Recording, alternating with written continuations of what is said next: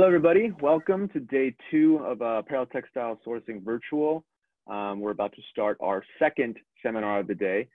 This is a two-person panel.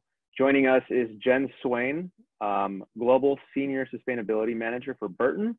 I actually have just about all my snowboarding gear is from Burton, so I'm very excited to see this one myself. And also joining us is Associate Director from Guidehouse, Emily Damon. Welcome, ladies. Their topic today is titled, Is Climate Action My Business 2020 and Beyond? They'll be going over steps brands are taking to work on avoiding the worst impacts of climate change. So ladies, take it away. Thanks, Jason. Hi, everybody, and welcome to Is Climate Action My Business 2020 and Beyond? Our goal in today's session is to provide perspective and some food for thought on climate change and the issues that the apparel industry is tackling. As Jason said, my name is Emily Damon, and I'm an Associate Director with Guidehouse. I focus on sustainability with companies, and I'm based in Burlington, Vermont. In this discussion, as you heard, we will take a look at how Burton is responding to climate change. Our guest today is Jenn Swain. She's the Global Senior Sustainability Manager at Burton, the snowboard and winter sports brand based in Vermont. A couple of housekeeping items just as we get started on the webinar today. All of the audience lines are muted, so if you have any questions, please do submit them through the Q&A function. We're aiming to have Jenn and I speaking for approximately 30 minutes, and then we'll leave plenty of time for questions at the end of the session. So please do use that Q&A function. The session is being recorded, and we will make it available as a podcast afterward. And lastly, just to keep things interesting, we are going to ask you, the audience, a couple of poll questions as we go through. So we'll try to keep this a bit interactive, even though you're all muted. So to get things started, Jenn and I would love to get a sense for who is on the line. So we are going to launch our first poll. Let's see if I can make that happen. I've just launched it.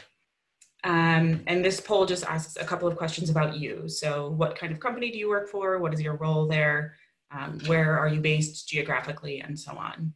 So if you're able to, through the webinar Zoom function, respond to the polling questions, that would be great.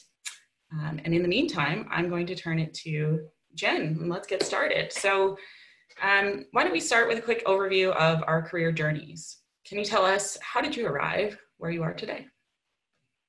Sure, thanks, Emily. I was interested in working in corporate sustainability since my first year of college. There's enormous opportunity to create material change through responsible business.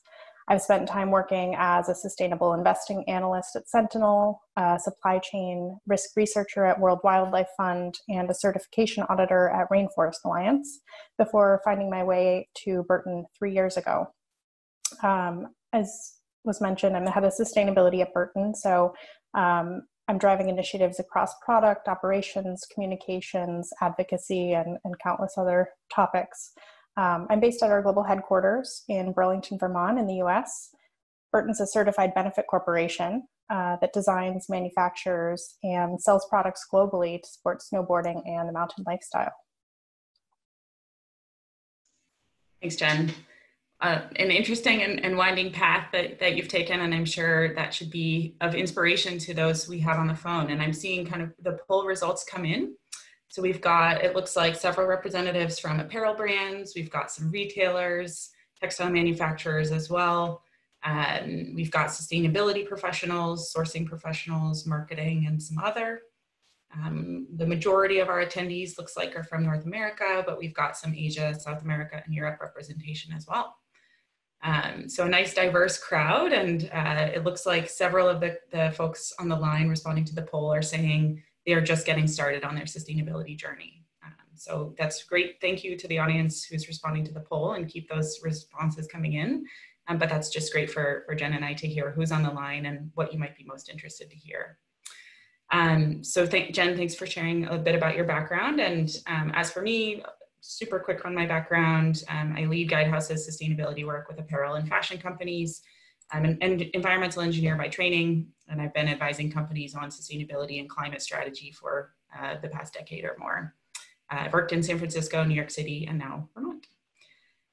So let's move on, Jen, and dive into some of our prepared questions. So can you tell us, why did Burton start taking action on climate? Sure. Burton's pillars of sustainability are set up as our people, our playground, and our product.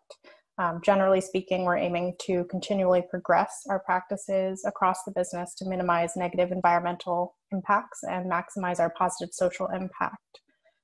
In terms of climate, Burton pioneered the sport of snowboarding, and it remains core to our business. So climate change is a threat to this sport in a very clear, visible way. And it's why the climate crisis is a priority for us and our community. Burton began taking action on climate about 10 years ago.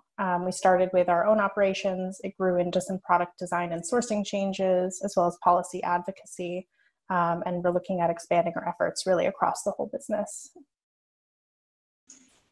That's great. And I think Burton is an inspiration for a lot of companies. You guys got started well before it was cool. And there are a lot of companies that look to you for leadership in this space. So really great to have you here today and sharing a bit more about what you're doing.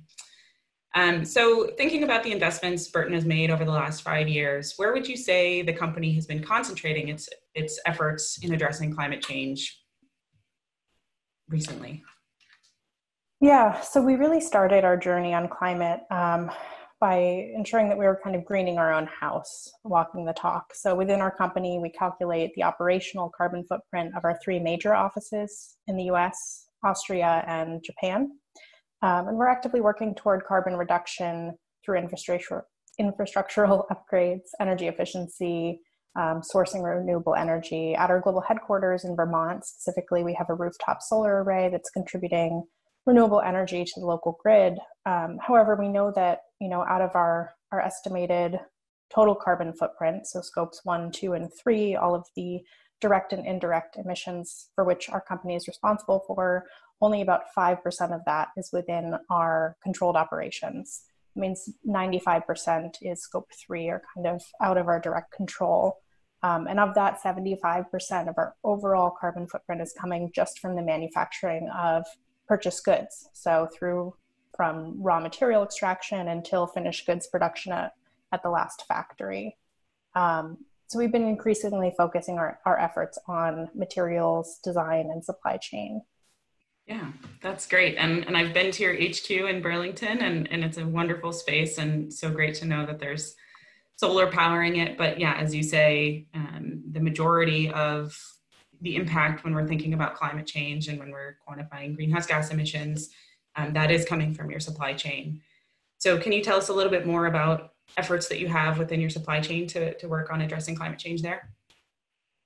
Yeah, so since 2014, Burton's been leveraging life cycle assessment, known as LCA, to measure the environmental impact of our hard good products. So boards, boots, bindings, helmets, goggles, everything you need to get on the mountain in terms of gear. And we use the SEMA Pro modeling software in-house. So we're doing LCA in-house. We have about 8 staff that are trained on the use of the technology. And we're using that across all of our hard goods to identify high impact areas in the actual product design and manufacturing, and see what opportunities we have for reduction directly in our product manufacturing, which is a core activity for our brand. So we've calculated the carbon footprint across our hard good categories. We have a goal of reducing the carbon footprint of each category by 20% between the 2017 and 2022 products, so a 5-year timeline. And for snowboards, we're already at 19% reduction with just 1 year of product design to go. So we're really proud of that. On the soft goods side of the house, we've made certain efforts toward carbon reduction by switching to preferred materials, preferred fibers that are known to have a lower impact. So if we think about things like recycled polyester, also solution dyeing rather than dip dyeing. But we're really just starting our journey there. And so we're leveraging the HIG tools to measure our soft goods carbon footprint and inform our reduction strategy that we're going to be setting over the next year. Wonderful. Well, thank you for sharing. And I think I'll echo for those on the phone, especially seeing the poll results still coming in, showing a lot of folks just getting started. Jenn just mentioned two key tools, which I think you'll see more and more as you progress in your sustainability journey. So SEMA Pro, the life cycle assessment software, and that one, kudos to Burton. There are not a lot of companies that have people trained on that software. That's definitely sits within the realm of what consultants often are supporting companies on. It's pretty technical, but obviously not impossible for a brand to educate its designers and others on using that and integrating the life cycle thinking into their work. So great to hear your use of SEMA Pro. And then as well, you mentioned HIG and their facilities environmental module. So others on the phone may have been exposed, may have gotten requests to fill out the HIG, or have been working with their supply chain to do the same. But it's a great platform for the sharing of data, especially on many topics, but it's used in a big way on greenhouse gas accounting and thinking about climate impacts across the supply chain. So thanks for mentioning those and sharing those. Last thing I would be curious about is, could you tell us a little bit, is Burton going it alone, or are there collaborative initiatives that you're working on with the industry and with peers? Yeah, we're absolutely collaborating. This kind of work can't be done in a bubble. The complexity of manufacturing supply chains and the context of things like, national policies, consumer demand, these require that we collaborate in a pre-competitive manner within and across industries, really. So Burton's proud to be a founding member of the Outdoor Industry Association's Climate Action Corps that launched in January of this year at Outdoor Retailer Tradeshow. It's a collaborative model for alignment, action, accountability to achieve industry-wide greenhouse gas emission reductions. We're looking at that in line with the IPCC guidelines, or the Intergovernmental Panel on Climate Change. We're also, we were active in the development of the HIG Index, the suite of tools that they've designed for companies to measure and benchmark sustainability performance, and that could be at the material, product, facility, or brand level. And beyond the outdoor industry, we're active in the B Corp Climate Collective, a member of the series Business for Innovative Climate and Energy Policy Network, and a key partner of Protect Our Winters, which is a nonprofit that helps passionate outdoor people protect the places and the lifestyles that we all love from climate change. So while Burton is working hard to reduce our own carbon footprint, our impacts as an individual company alone really can't put a dent in overall worldwide emissions. So we're speaking out to influence lawmakers and empower our global community to join us in taking positive climate action. Great. Yeah, thank you for sharing. And today's session hopefully is another way in which you can share what you're doing and inspire some more action beyond your own four walls, which is what's needed in this in this fight against climate change that we're all undertaking. So thanks for sharing that. I'm curious a little bit about, we heard we do have some some attendees rather from around the world. So I'd be curious to hear a little bit about how Burton's approach to addressing climate change varies by region. Can you talk about any regions in particular where you're focused, or where your impact is greatest? Sure. So a little context on our supply chain. Our finished goods across all product categories are manufactured in 12 countries. China represents about 40% of that, and Asia overall is about 75% if we're looking at a finished good factory count. However, the most significant environmental impacts are occurring really within the yarn, fabric, and trim manufacturing, so up the supply chain a level. So many of the components that we're sourcing are coming from Asia. Fortunately, Burton nominates the vast majority of materials that are used for production of our soft goods. Not all brands have that level of visibility necessarily. So at Burton, we're able to meaningfully impact production at various stages of our supply chain. Thinking about Asia, the energy grids are generally reliant on coal still and are known to be highly polluting, as are some of the conventional production practices within textile industry. So, roughly 90% of chemistry used in garment manufacturing, for instance, making this shirt, 90% of that chemistry is washed out. It doesn't become part of the finished product that gets to the consumer. Textile production is generating roughly 20% of the world's industrial water pollution, and it's using around 20,000 chemicals, many of which are carcinogenic.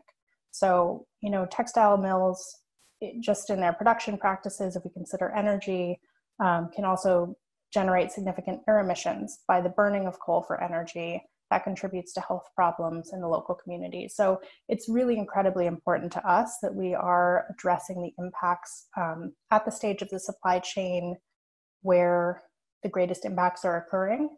And so that's meant that we really needed to map out our supply chain and really build strong partnerships with our suppliers. One, key initiative to highlight that is starting in 2011, Burton began addressing these impacts by joining the Blue Sign system and bringing many of our suppliers into the system as well. So Blue Sign materials are responsibly crafted in manufacturing processes that manage natural resources efficiently. They produce cleaner air and water emissions, and they use chemicals that are deemed safer for people and the planet. So as a brand, we're really proud to have one of the highest percentages of Blue Sign materials in the world. And while that's covering a much broader set of environmental impacts, climate is absolutely part of that as well. That's great. Thank you for sharing. And if I'm not mistaken, I think Burton has helped Blue Sign in its evolution and in its the way that it's grown to really address and make sure it's capturing environmental impacts. So I think you guys, more than just having participation in the program, you've helped shape it, which is really important. Great to hear your thoughts on where your impacts are happening. Of course, we know that climate change will affect us as a globe, and it's a global issue, but it's great to hear about the ways in which Burton is focused on the impacts you're having in Asia and more than just climate change, working on all of your air and water emissions. So thank you for sharing that. Let's zoom in a little bit. I'm curious about this year, 2020. Are there any important markers on the calendar for Burton within the coming year? Yeah, so in December of 2017, we announced really ambitious sustainability goals to achieve by the end of design year 2020. So that's looking at products that'll be on the shelves by November of 2021 calendar year. So we've got about 6 months to go on that work, one season. For soft goods, this includes fiber level goals such as 100% organic cotton and 50% recycled polyester. For chemistry, we're looking at 100% Blue Sign soft goods and PFC-free DWR, so safer chemistry.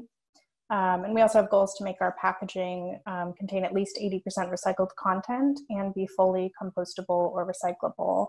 So we've just released our latest update at burton.com/sustainability. And we're proud of the work that we've accomplished and hope that you'll follow us in the rest of this journey. But 2020 is a big year, and myself, my team, and really key people throughout our company will be setting our sights on post-2020 for the remainder of this year.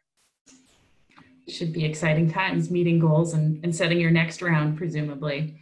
And I know from your update on your progress toward goals, prior to this most recent update that you had shared, there had actually been an increase in your greenhouse gas emissions. And so now that you're really close to meeting your greenhouse gas target for hard goods, it clearly shows that you're doing a lot of work. And yeah, it's great to see. And your company was very transparent about, hey, our impacts have increased, even though we're not heading in the right direction toward our goal for the moment. But you've turned that around and you've made progress. And I think that's a great lesson to those on the phone. This world of sustainability and addressing climate change, it's not a straightforward path. There's a lot of twists and turns, and you may make changes for performance that have an impact, that increase your impact on climate change. And these are things that have to be recognized. And with time and persistence, Burton has shown that you can move in the right direction, you can meet your targets. Even if it's not always a straight line to them. So that was really inspiring that your company was willing to share that, and great that you're pretty close to meeting your 2020 target. So, all right, let's open up the second poll just for a moment. So we're gonna turn back to you for a moment, audience. We've got a couple questions that will get you thinking and sharing with us about some of the last questions we'll ask Jen to talk about for Burton. So I'm going to launch the second poll. It's got a couple of questions as well. We just want to hear, how are your companies feeling pressure to address climate change, if at all? Where is that pressure coming from? And How do you anticipate that the COVID-19 pandemic may change that pressure for your company to be more sustainable or address climate change? So that poll should be open. Audience members, please go ahead and respond. While you do that, Jen, let's keep the discussion going. So we were just talking about 2020. I'd be curious to hear how Burton's response, if at all, has changed due to the COVID-19 pandemic. Yeah, I would say, if anything, first, just to note that the situation is continually evolving for everyone throughout the world. But so far, what we've seen is that this need for societal solutions, global solutions to crises like the COVID-19 pandemic, but also the ability to mobilize people toward those solutions. And so, if anything, Burton's commitment to climate action is strengthening in the face of COVID-19. The pandemic has highlighted the need for the systemic solutions as nations are reacting to the pandemic. So they're taking steps to support their communities and to get the economy going again.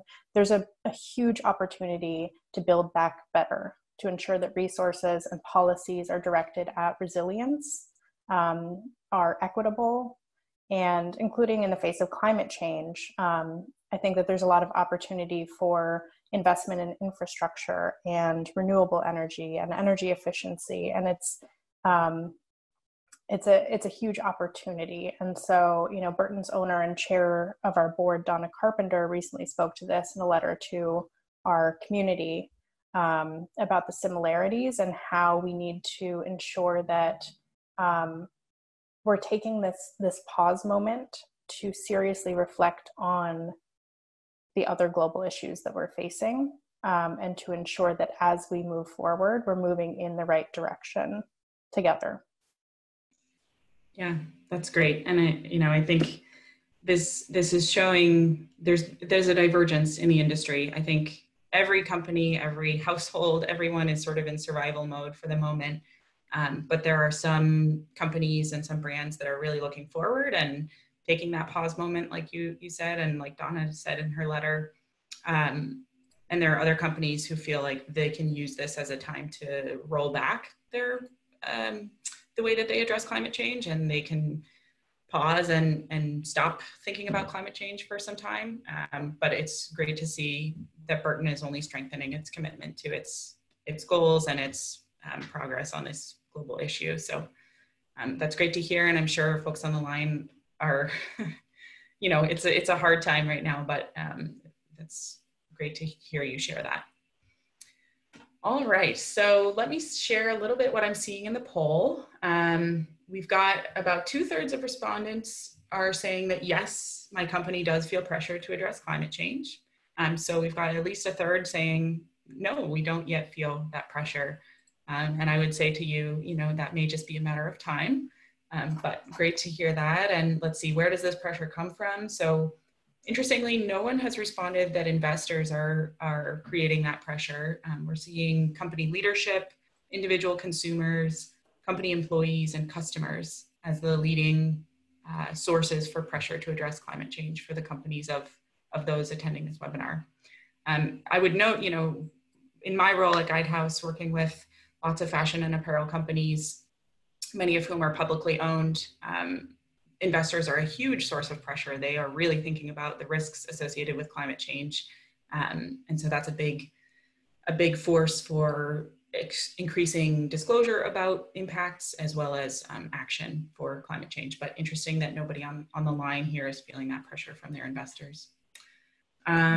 And lastly, the third poll question, how do you anticipate the pandemic may affect the demand for your company to address climate change?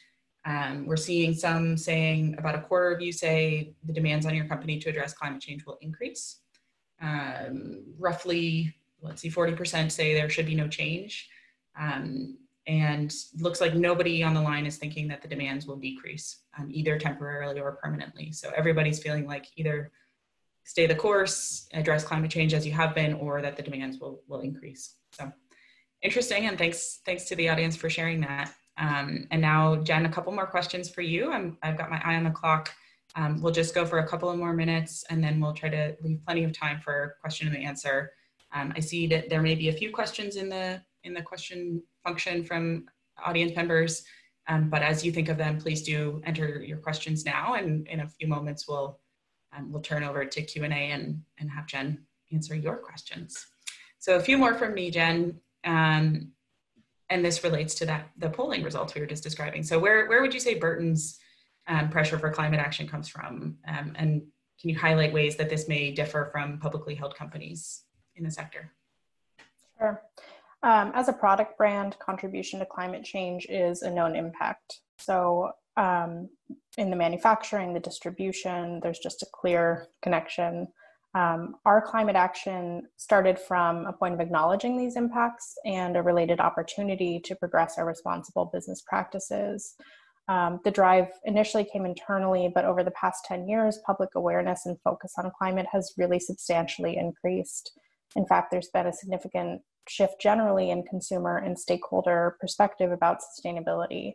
We see that the past 20 years have really been about, either charitable giving or producing sustainable products such as certified organic cotton or fair trade.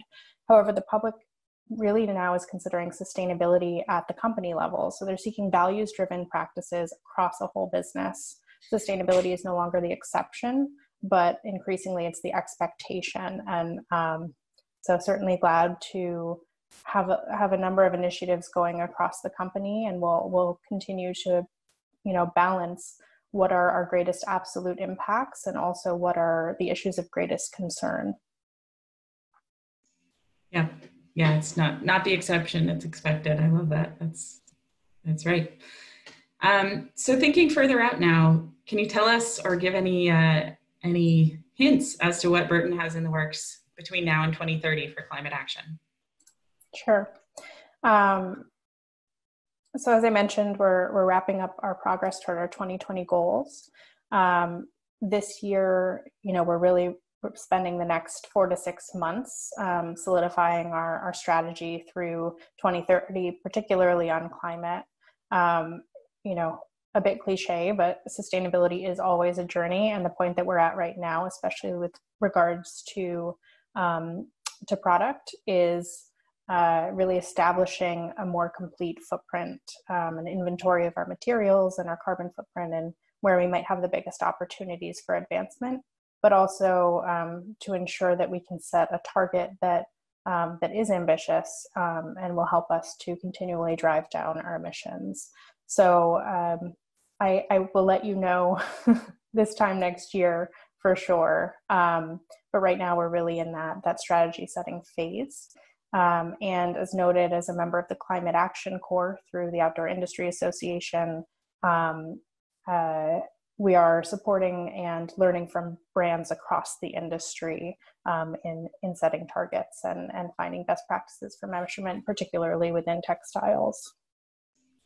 Yeah, that's great. And let that be a lesson to those on the phone. You hear Jenn saying they're still working to meet their 2020 targets, and yet they're already strategizing for their next round of targets, for their next set of goals, and how they can keep moving forward. So I think in this sustainability and efforts to address climate change, that's how it has to happen. You can't just set targets, meet them, and then sit back for a few years. It's a continuous process. So thanks for sharing, and we'll look forward to the updates to come.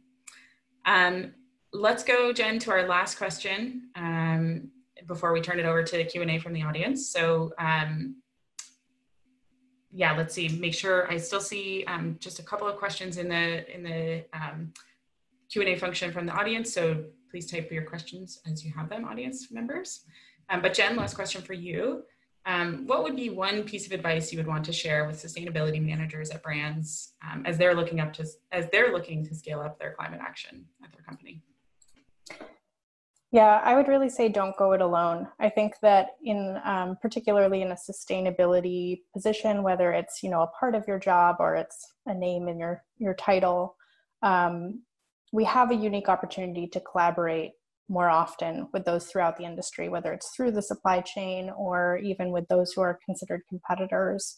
And so again, we really need to find industry solutions to these issues, and often our supply chains are also overlapping. And so we need to ensure that we're sending the right signal to our suppliers and providing efficiently and effectively providing resources to bring everyone along toward the carbon reduction. So if you're not already part of an industry association that has resources available, that is taking action, I would say step one is seek that out, sign up. I think that, perfection is an enemy of action. And so just get started. We're all on, at different stages, and we all have something to share with and learn from others. That's great. That's a great message to share with those on the line, especially given how many are just getting started. So yeah, don't let perfection be the enemy of good, and don't let it stop you from getting started. All right, so we see a couple questions. The first one, Jen, for you is about animal fibers. So does Burton give any thought to working with animal fibers? I don't know if that's a big part of your material composition, but if you're doing anything on that front and thinking about its impacts on climate, would love to hear your thoughts there. Sure.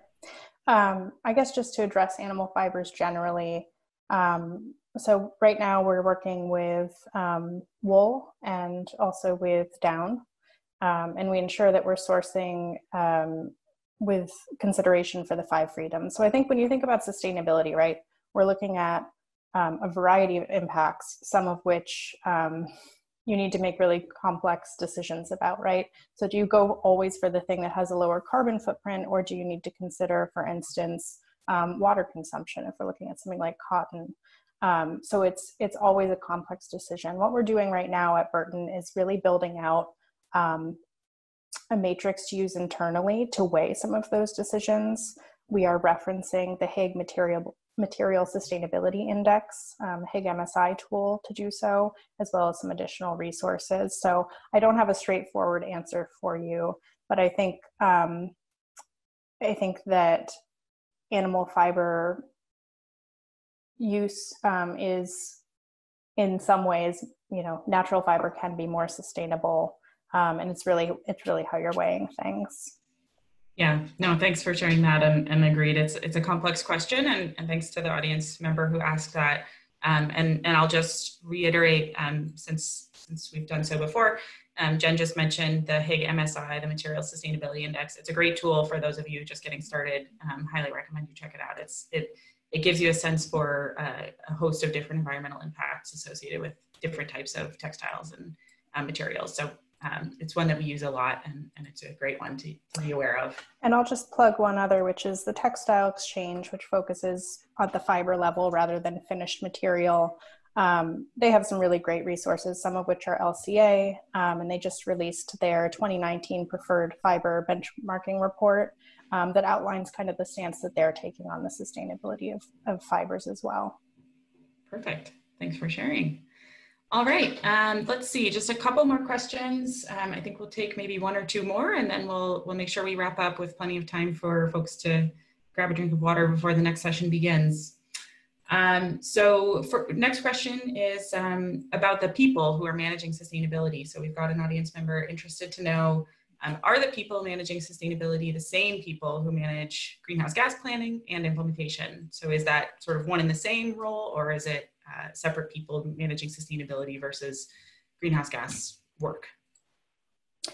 Yeah, so, at Burton, we seek to integrate sustainability into our practices throughout the business and into roles throughout the business. If this work is going to be sustained into the future, it really needs to be woven in rather than kind of a separate CSR department. That said, we do have a team that specifically is dedicated to sustainability and works as internal partners with relevant departments. So, as it relates to carbon strategy on the whole and driving those efforts, that does sit within our sustainability team, but we partner really closely, for instance, with our hard goods engineering and manufacturing team for the hard goods reduction. We're partnering really closely with our soft goods materials development team on our current project for setting an inventory and targets there. So if you look at the tracking and reporting, as well as kind of strategy setting level, that is within our sustainability team, but it's collaboratively throughout the organization, and really the work is spread throughout, and we're so grateful to have such great partners throughout the company as well. Yeah, that's great. So you guys are driving it from your group, but it sounds like there's not anyone at Burton who isn't at least touched a little bit by the sustainability work that you're doing. Absolutely. Yeah. Okay. Good. We received a Q&A question just requesting that we type out the list of tools and resources. So we'll make sure we do that right as we wrap up. It looks like a couple of people are interested, so we'll just type in some of those tools that we've referenced, the HIG suite of tools, as well as the Textile Exchange and others. So we will respond to that in writing before we wrap up. And last question, let's see. Okay. So I think, Jen, you touched on this a little bit, but it sounds like there's a little bit of curiosity to hear more. So someone is interested to learn about initiatives in the apparel and outdoor industry and how those fit into your work. So I know you touched on that a little bit, but is there anything more you might want to share about, about the sort of collaborative initiatives that are happening in the apparel and outdoor industry? Sure. Depending on how you're situated as a company, there's a number of crossover organizations and a lot of commitments to sign up to, things like that. The one that I mentioned earlier is that Burton is a member of the Climate Action Corps. That's through the Outdoor Industry Association. There are additional work streams within the European Outdoor Group, which is kind of the counterpart to the OIA. The EOG is in Europe. There are a number of initiatives led by Textile Exchange, the Sustainable Apparel Coalition. So again, kind of depending where your company falls within the supply chain and what the focus of your sector is, there might be something that makes the most sense for you to get involved with, so that you can both learn from the other initiatives, but not become spread too thin. Wonderful. Well, thank you for sharing. I think that's it for the audience questions. Again, as promised or as requested, we will respond and share some of those tools, write out the tools that we've referenced, and maybe some of these collaborative initiatives as well, where we'll share those with the audience members. But I think that's it in terms of questions coming from the group. Thanks to everybody for responding to the polls, for participating, asking these questions. And very big thanks, Jen, to you for taking time today to share what Burton is doing to address climate change. I think we'll wrap it up here, but wishing everybody a very good week. Stay happy, healthy, sane, all of these things. And we'll close it here. Thanks all. Thanks, Jen. Thank you very much, ladies. All right, we'll see everybody in the next session. We have Tips for Working with Your Manufacturers by Anna Livermore v. Mora. We'll be starting in about 17 minutes at the top of the hour. Take care, everybody. Thanks again, ladies. Thank you.